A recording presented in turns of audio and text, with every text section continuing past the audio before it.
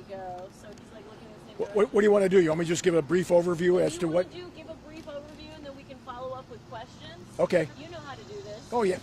So yeah, give your brief spiel. We'll follow up with questions, then we'll go from there. Is the glasses okay, or are you okay taking off the glasses?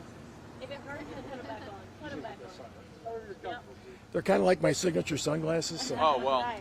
We love it. Just kidding. Just kidding. We want you to be as comfortable as possible. Is everybody ready over here? I'm rolling. Yeah, looks good. All right, go for it. Okay. Yesterday at 12:32 p.m., the Cleveland Metroparks successfully arrested the subject that was wanted in the homicide that occurred on July 3rd in the early morning hours of Euclid Beach. This suspect was identified as Christopher W. Manning, age 25. He resided very short, close proximity to Euclid Beach in a CMHA high-rise. This took an amazing amount of dedication and hard work by our detective bureau, and they really rose to the challenge because if you remember, all we had was a very sketchy cell phone picture of a subject that was totally dressed. You really couldn't see much, and they did one heck of a job. I would like to mention that during daylight hours, the Cleveland Metroparks is extremely extremely safe.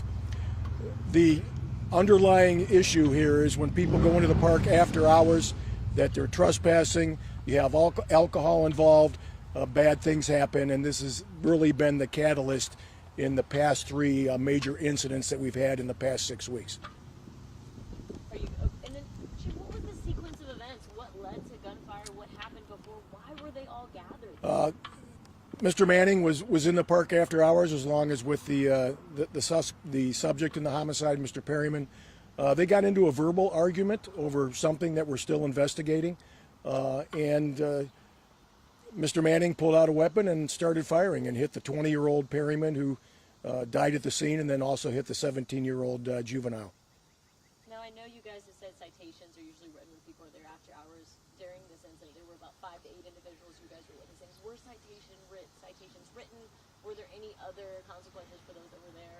No, citations were not written at that time. What was beneficial for us is that all personnel that were there, even though they were there illegally, did stay and were very cooperative with the investigation. So, based on the collaborative effort of those people, we felt it was best just to, advise them and send them. But they stuck around and gave us good, credible information that obviously led to this subject's arrest.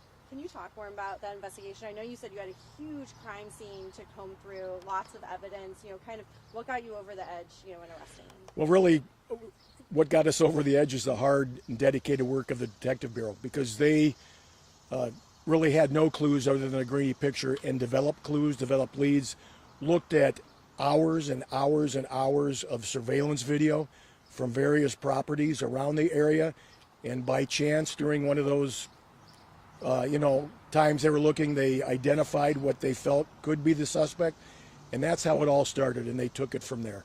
So. And was the grainy picture the suspect with the backpack? Yes. Is that him? Okay. Yep. And did he maintain that backpack? I mean, it seemed like the backpack was the only thing that was really well, recognizable. in an interesting footnote, when he was arrested yesterday, he was still wearing the same clothes that he wore the night of the homicide. Now, during the investigation, the crime scene was so large. Did it all take place at Euclid Beach? Yes, it did.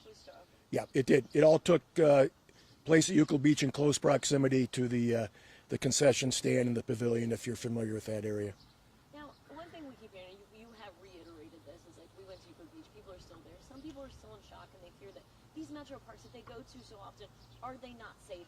What would be your message to them that are questioning? And is there any parameters or measures that are being put in place after this incident? Well, we certainly learned from issues and events. We did learn from Euclid Beach. We are taking immediate steps to make it safer. I will say that we've had really virtually no problems at Euclid Beach.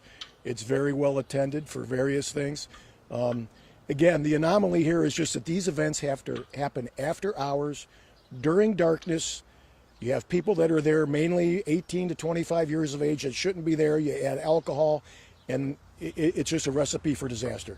So during the day, the Metro Parks are extremely safe. We're doing everything we can to keep them safe after hours also. But when you get people that are there and we don't know about it, bad things happen, such as what we just experienced. What are some of those measures that you guys are taking? Well, we're going to be putting in more security cameras, installing license plate readers, making sure that those parks are proactively patrolled as they are now, but we're just going to step up our game a little bit.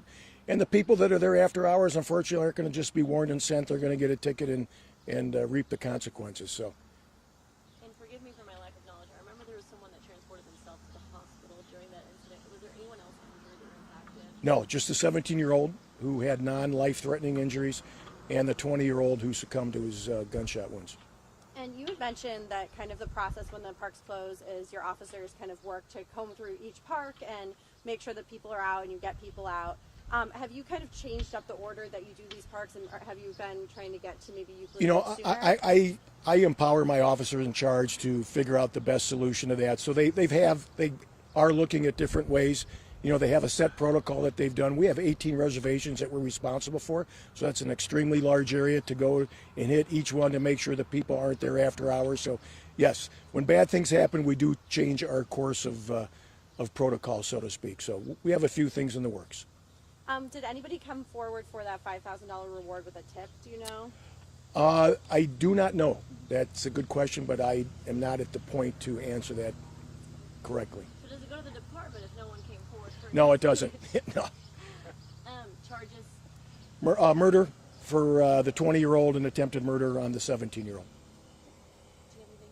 Did we miss anything? I mean, obviously the overall thing is people are questioning if the parks are still safe, and you kind of answered. Yeah, no, I think I reiterated that the parks are really safe. You know, we have a great police department, very dedicated individuals, as shown with this arrest. They had virtually nothing to go on other than a horrible picture, and here we are, 2 weeks later, with subject under arrest and basically case closed. Jackie, anybody? Anybody else? Anything else you want to say? Thanks for supporting the Cleveland Metroparks. You did great. Thank so you. much. Thanks, Chief. Got it. And that was all of 6 minutes and 30 seconds. Cha-ching, baba bing. All right. Perfect. Not too Appreciate bad. the efficiency and the collaboration. Try to be. Thank you so Oh, much. good, good. Well.